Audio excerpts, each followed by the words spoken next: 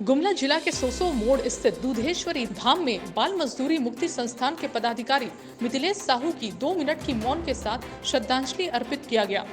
बीते 14 सितंबर को गुमला के पौष इलाका कहा जाने वाला गोकुल नगर में बाल मजदूरी मुक्ति संस्थान के पदाधिकारी मिथिलेश साहू की हत्या दिन दहाड़े कर दी गई थी, जिसकी प्रशासन ने गुत्थी सुलझा ली थी।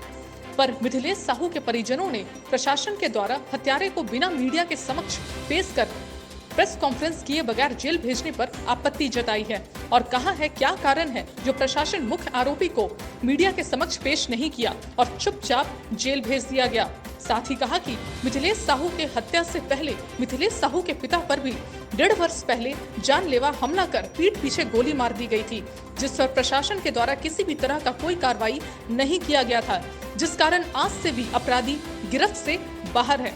अगर संजय साहू पर उस समय तुरंत कार्रवाई की होती तो शायद आज मिथिलेश साहू जिंदा होते। कि प्रशासन के द्वारा ये जो पकड़े गए हैं वो उनका लिपापोती किया जा रहा है।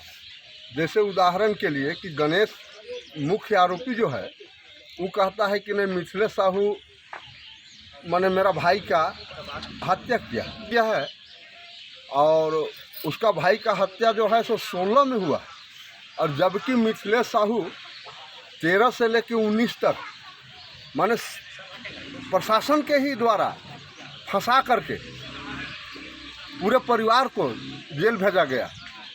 आपको एक बात बता रहे हैं कि सन 2013 में जो घटना घटी थी राम नगीना साहू की, उसमें राम नगीना का जो हत्या किया था वो अंतर्राज्यीय गिरोह का था। वहाँ पूरा है, लेकिन प्रशासन हम लोगों को उसमें फंसा करके पूरे परिवार को जेल भेजती है। अब क्या उससे हम लोग का माने है वो तो हमको समझ में नहीं आता है कि आज तक जो अपराधी जिसको 2 अपराधी को ग्रामीणों के द्वारा सेंद्रा किया गया और बाकी अपराधी को आज तक प्रशासन शायद उन लोग को कुछ अच्छी बोनस वोनस दिया होगा कि ऐसे लोगों का हत्या करते रहो तुम, इसलिए नहीं पकड़ी। दूसरा एक केस हम बता रहे हैं कि हमको 30 जुलाई जयरागी बाजार में गोली मार दिया जाता है। जयरागी बाजार में गोली मार दिया जाता है और आज तक कोई अपराधी को नहीं पकड़ा गया है। माने लगभग 1.5 साल हो गया। प्रशासन बिल्कुल यहाँ निष्क्रिय है। तीसरा एक मॉब ब्लीचिंग का जो घटना है, मॉब ब्लीचिंग करने वाला लोगों को छोड़ दिया जाता है, गौ हत्या करने वाले लोगों को छोड़ दिया जाता है और उसमें भी पूरा परिवार को फंसा दिया जाता है। हमको तो लगता है कि मेरा या मेरे परिवार की हत्या कराने में प्रशासन का ही हाथ है। इससे अच्छा है कि अगर हम लोग का सुरक्षा मुहैया नहीं करेगी प्रशासन तो हम सारे परिवार आत्मदाह करेंगे। हम अभी उसका तारीख नहीं निर्धारित किए हैं। पूरे संगठन से बैठकर विचार विमर्श करने के बाद आरक्षी अधीक्षक के समक्ष करें या पटेल चौक में करें या शहीद चौक में करें। अपराधियों की गोली से मरने से अच्छा है कि हम पूरे परिवार एक साथ मरें। और एक चीज़ और हम बोल रहे हैं कि यदि मिथिलेश साहू हत्या किया है गणेश साहू का भाई का, गणेश तिवारी का भाई बीनू तिवारी का, तो कैसे हत्या किया है उसका जो FIR है उसमें नाम होनी चाहिए। मिथिलेश साहू का नाम उसमें होना चाहिए कि मिथिलेश साहू बीनू तिवारी का हत्या किया है। ये इस तरह से लिपापोती किया जा रहा है। एक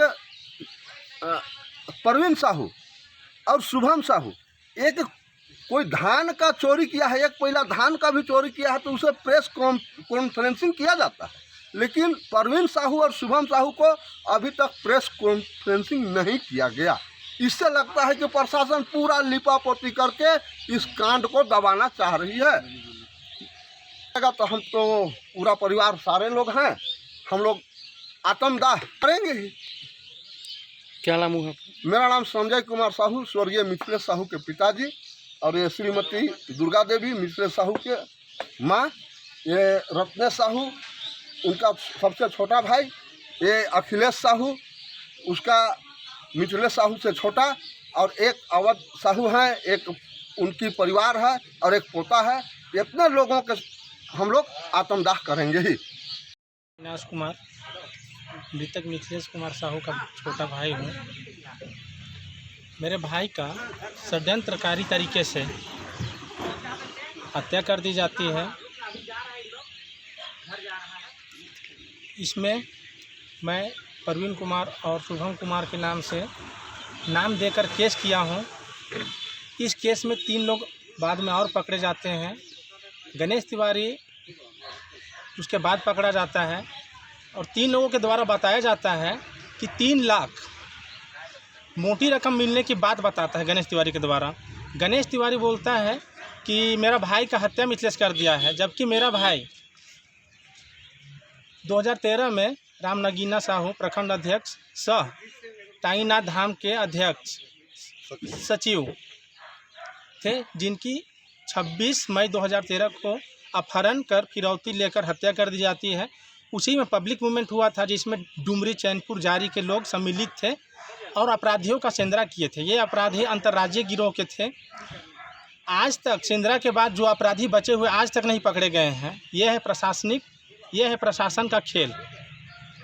जबकि उस केस में 50 से 100 आदमी के विरुद्ध केस हुआ था। विरोध में जो सेंधरा हुआ या दंगा हुआ, उसमें 50 से 100 आदमी के खिलाफ केस हुआ था। उसमें मेरा भाई 2013 से 2019 तक लगातार गुमला मंडल कारा जेल में बंद थे। उस स्थिति में गणेश तिवारी का भाई दीनू तिवारी का हत्या मिथिलेश साहू कैसे कर सकता है या करा सकता है? एक षड्यंत्रकारी तरीके से मेरे भाई का हत्या कर दी जाती है और मनगढ़ंत कहानी बनाकर पुलिस इस केस को दबाने की कोशिश कर रही है। इससे ज़्यादा हम कुछ नहीं करेंगे और अपराधियों को गोली से मरने से अच्छा है सपरिवार हम लोग आरक्षी अधीक्षक के सामने समक्ष आत्मदाह करेंगे। हम आरक्षी अधीक्षक को पुनः एक आवेदन देकर रीसुपरविजन के लिए आवेदन देना चाह रहे हैं। आवेदन में क्या? आवेदन में लिखा हुआ है क्या हत्या का सही से जांच करने के लिए लिखा हुआ है। इसी में मेरे पिताजी का भी, जो अभी तक अपराधी नहीं पकड़े गए हैं, 30 जून 2020 को जो मेरे पापा के पीठ पर जरागी बाजार कांड में गोली चलाई जाती है, उसका भी जांच के लिए इसी आवेदन में दिया गया है। आज 30 जून 2020 को जो मेरे पापा में गोली चला था, आज अगर उस केस में कार्रवाई हुई रहती तो मिथिलेश साहू आज जिंदा होता। अविनाश कुमार, मृतक का छोटा भाई। ऐसे ही देश विदेश की खबरों को जानने के लिए आप बने रहे द नेटवर्क के साथ, जनता के लिए जनता के साथ।